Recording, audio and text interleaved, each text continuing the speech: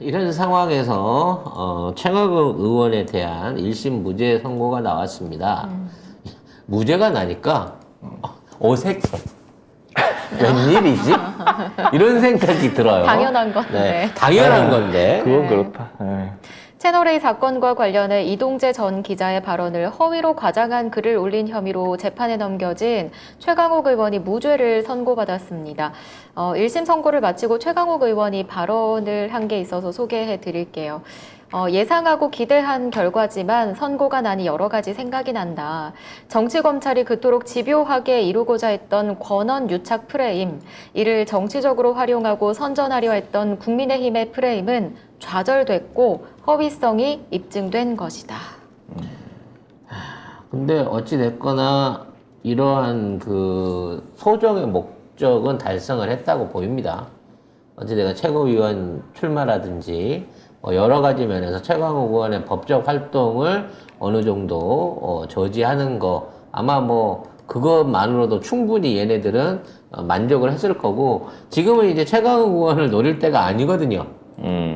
정청래 의원이라든지 이재명 대표를 노려야 될 사안이기 때문에 아마도 그쪽에 화력을 집중하려고 그런 게 아니냐라는 생각도 해보긴 합니다만, 어찌됐거나 이런 터무니없는 짓거리들을 무려 2년을 끌어가지고 정당한 국회의원의 의법 활동을 막을 수 있었다는 거죠. 아니, 이때 비판한 것도 그 이동재 채널A 전 기자가 한동훈하고 같이 했던 짓이 있었잖아요. 그리고 아예 이동재 기자가 이철 대표한테 감옥에 있는 사람한테 협박한 거 사실이고 협박 편지 이런 것도 보내고 모든 물증과 증거가 있었어요. 근데 이거를 명예훼손이라고 하면 참 명예가 있어?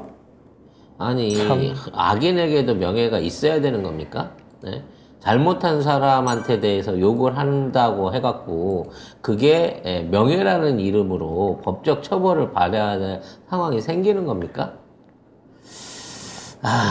지금 그 사건에 연루돼 있는 한동훈이가 결과적으로 당시에 재판거래 상황에 대한 의혹을 벗고 휴대폰을 안 까고 지금 우리나라의 두 번째 권력이 돼 있는 거예요. 법무부 장관이 돼 있는 겁니다. 그때 만일에 이 사건이 제대로 조사됐다고 하면 이게 명예훼손 사건이 됐겠어요? 한동훈이 법무부 장관이 됐겠어요? 그것만 하더라도 이 고소는 성공한 고소인 겁니다. 검찰 입장에서는. 한두 개가 아니죠. 지금 몇 개 더 있어요. 또 재판이 저번에 2심에서 네, 계속해서 이제 이것 말고도 해나갈 게 있으니까 그만하겠죠. 왜냐면 이거는 더 이슈가 돼서 해봐야 한동훈 씨 과거가 연결돼 있는 거라 불리하거든. 그러니까 내려놨을 수도 있어요. 하지만 뭐 인턴 관련한 내용이라든지 뭐 이런 쪽으로는 아직 하고 있으니까 뭔 짓을 할지 모르기 때문에 이걸로 해갖고 최강욱 의원에 대한 시련이 끝난 게 아니다. 더욱더 다른 방식으로 올가맬까 싶어. 설마 이거 항소하진 않겠지? 할 것 같은데. 무죄 난 거에 대해서 검찰이 항소를 결정한다 그러면 대법원까지 가지 않을까요? 그건 미친 짓이고요. 얘들은 다 그렇게 할 것 같아. 이런 와중에 정경심 교수에 대한 형집행 정지가 선고가 됐는데 꼴랑 1개월? 꼴랑 한 달입니다.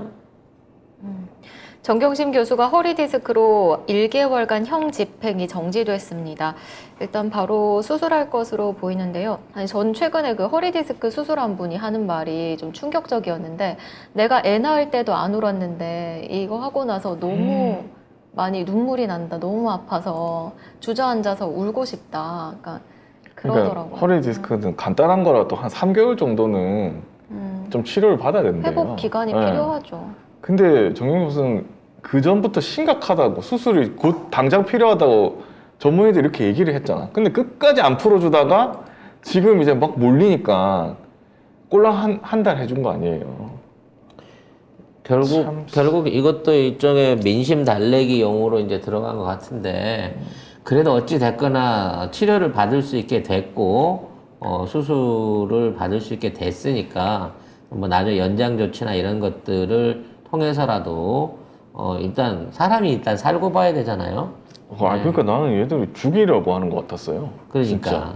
사람 정말 죽이려고 하는구나. 어찌 됐거나 수술을 받을 수 있게 된 건 참 감사하고 다행한 일이라고 생각합니다만 이 조국 장관 가족들한테 쓰여진 명예와 여기에 대한 그 부채감을 이 어떻게 갚아야 될지 참 걱정스럽습니다. 이거 다 그대로 한동훈한테 돌아갈 겁니다.